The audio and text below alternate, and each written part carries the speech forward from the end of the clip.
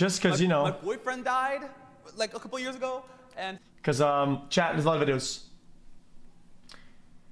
Okay. He begged for number one, does that mean? Like, you guys, I literally got ghosted. And people in the audience get so mad. Yeah, this is good or not? Okay, let's take out the hoodie. Chat. Ugh. Sorry about that. Can you even I actually haven't read TOS in a while, dude. Can you even be shirtless anymore on Twitch or not? They don't need an hour? Fuck off, what are you talking about, dude? What do you know about it? What does that do? They have to watch every video. People expect me to be funny all the time. 3, 2, 1, go. Of course not. What? It's, you know, Dude, 77% of people said yes. It's, you know, if you're a one-liner comic, then sure, someone goes, hey, tell me a joke, you might be able to pull that off. But the overwhelming majority of us have some sort of structure where we're telling a narrative or something of that nature, where just me and you talking and introducing, it's not conducive to making you laugh. Anybody ever says to me, oh, you're going to tell me a joke, I just go, pay me. Thanks so much, man. It's my job. Me to share the link. I'm not on the clock now. If you want to hear a joke, or like you go to a doctor. I'm a doctor. Oh, does this look infected? Right? It's that same thing. Like, people that try to be funny off stage usually aren't the funniest on stage, I've noticed, and then the ones that are the quietest are usually the killers. Long time ago, I opened for Robin Williams, and I had never met the man, but he whispered the whole time. I'm like, oh my God, this is not gonna go good. We went to dinner, and he's like, would you like a salad? I was like, okay. And then he got up on stage and became Robin Williams and crushed. But until that moment, he was the quietest man I ever met. So I think that if we were famous, we might strongly agree because people, you know, when I meet somebody, a famous comedian, I'm like, I don't necessarily expect them to be funny, but I'm sure most of the world does, right? Like, I'm sure Dave Chappelle can't even go to the grocery store. I don't know if I want that kind of fame, do you? Why not? Can't go to a grocery store? Lady Gaga tweeted this week What that the fame fuck? is prison. And that stuck with me Well, that's so the hard. kind of prison I'd want to go to. So. Sound mind. Yeah, lock me up, honey. Okay. I tell offensive jokes. 3, 2, Uh-oh, here it 1, comes, dude. go.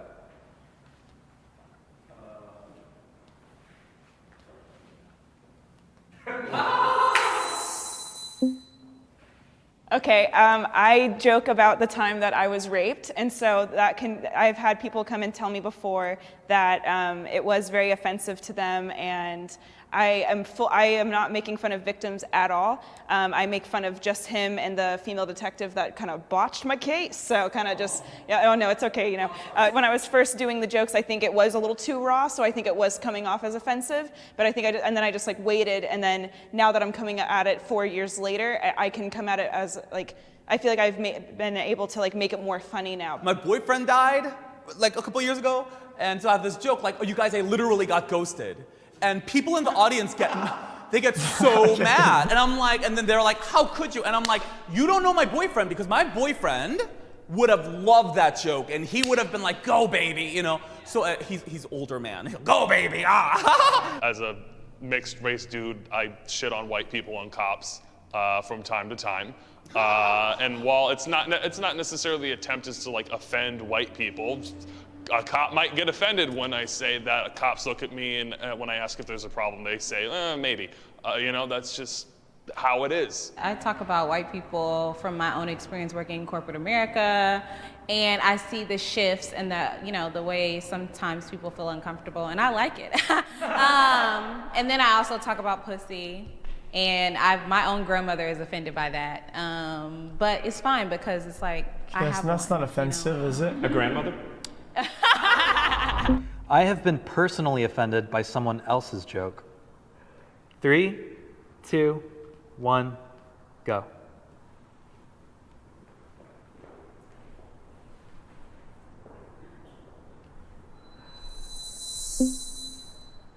What? Public service announcement. White comics, stop trying to say the N-word on stage. I was on BET for 10 years. I was probably the most famous white comic on there. I had a sitcom on there. I got away with saying anything I wanted on the road, and I still never used the word. But what if And he's my trying daughter's to, black. This And guy I just never ripped used it. it about her or my ex-wife or. but what if that comic is trying to make a point? What's up with the Me Too movement? I'm like, y'all were raping us. That's what's up with the goddamn movement. So shut the fuck up. Yeah, Shut fuck the them. fuck up. That's what's up exactly with it. right. It's not funny. It's not going to be funny. And I was just at a mic, and a guy was like, "Why are girls crying about getting raped? At least you're getting some." And I'm like, "Oh, you said the wrong damn thing." And I'm so happy I don't have eggs with me because they would be all over you. Like I cannot. My whole mindset as a I'm comic not is you saying can say anything. whatever you I'm- want on stage. That's what's wonderful about comedy. It's one of the last bastions of free speech. But at the same time, to go to some places that a lot of newer, unexperienced green comics go to, i.e. offensive, N-word, Me Too, all of that, is one, lazy writing, and two, jumping into the deep end of a pool when you still have floaties on the second step walking in. If you said the N-word on stage, which I wouldn't recommend because he doesn't.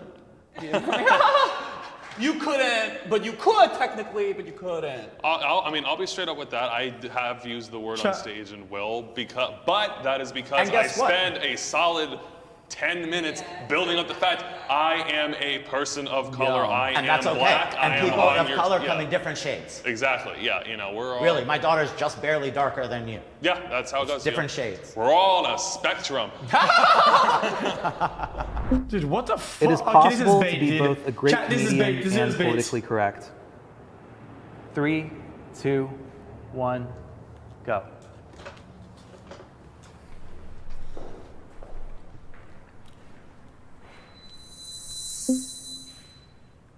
I have two words for you, Brian Regan.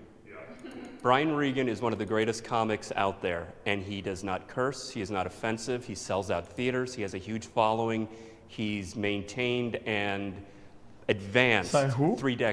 since the 80s. I'm not saying he's not a great comedian. But that's the question, can you be a great comedian and be politically correct? Will anyone remember him in 10 years? I'm not Yes. saying you won't, I will. Yes, he has a As loyal fan opposed base. to a Dave Chappelle who is not PC, or as opposed to anyone else who's way more famous. Comedy is subjective. That's what makes it wonderful. That's why there are filthy comics and there are Christian comics, and they Chat, all videos are have still their up, by the way. audience. We're still filtering them. zeroing in as, oh, greatness means changing the world. Greatness can mean you're not going hungry anymore. Greatness can mean that you can afford to help your family out. That's great to me. I didn't get into comedy to be Nelson Mandela. I'm just telling jokes. I'm just trying to be funny. And if you made a crowd laugh and you made them have a good time, and that's what greatness is are you entertaining? Are you making folks laugh? My industry is sexist. 3, 2, 1, go. Okay. Wait, It was I agree. my first year doing stand-up, and I did some comedy contest or something at like the Haha Cafe or whatever. And The Haha Cafe. I lost. I was the only girl in it. And then the guy who was running it comes up to me and he was like, "Hey, a little bit of advice. If you have big tits, talk about it." And I was like, so taken aback. I was like, "What? Excuse me?" And I felt disgusting. I felt objectified. I have to cancel people's trips because I will hear from a female comic what someone said to them in a car. And to me, I don't tolerate it, so I just call up that guy and say, "I'm replacing you." Some of them are like, Oh, cool, I man. love it. I think I get advantages as being a woman, blah, blah, blah, blah, blah. There's like a group of friends who believe that, who think it's a huge advantage, who play it up, who do whatever, you know what I mean? They think they get more bookings because they are women. The shows that I'm booked on, I see 50-50. I think it's because of the crowd I run in. You know what I mean? So if you're a part of the gay community, if you're part of a women's group and they support women in comedy and things like that, you probably will be on more diverse shows. But if you're going to the Comedy Store every Monday, like me, and you're one of this many women of color, you know what I mean? It's very difficult. And you're Smaller talking and about when smaller. they're but I picking think you're for who correct goes because up. Yeah, when I exactly. feel like Chat, I feel like I could be wrong about this. Chat, I feel with comedy, you're kind of like selling a product, right? If you say your jokes and they're funny, you kind of win. I could be wrong.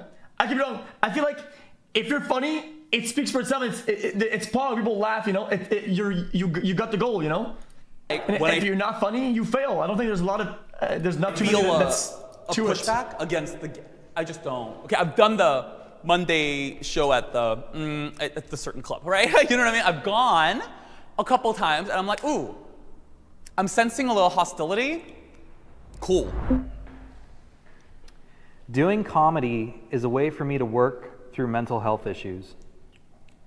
3, 2, 1. Definitely. Go. Wait, definitely, I feel like. Comedy What is does that mean? therapeutic. It means like, I think what they mean by that is like, oh, dude, like, if I have a problem with my life or whatever and it's really bad, I'm gonna joke about it, dude, and make fun of it and diminish it. So my head, like, has an easier time going through it or whatever. Like, if I make fun of it, I diminish it to it's easier to cope with or something. Comedy is therapeutic for me. It's not therapy. Yes. You know, this is such a weak sauce thing. Like my parents divorced recently. I go on stage to go, there's something very funny about being 25 and having your parents divorce. Like all my life I wanted to feel included or feel like somebody could relate to me. And the first time that I did comedy, like talking about corporate America, where I'm like the only black woman that works there, and just feeling people be like, yes, or I relate to you, or I've had that experience, or I know somebody who has, that made me feel like, I'm not like the only one. I don't know if comedy is enough to get me through something. Like if I lost my mom or my dad, I don't know if comedy is enough to get me through that. When my parents died, you know, someone made a joke about something my dad had done, and instantly I laughed. And then when my brother died, some other comic said something really funny and shitty about him, made me laugh.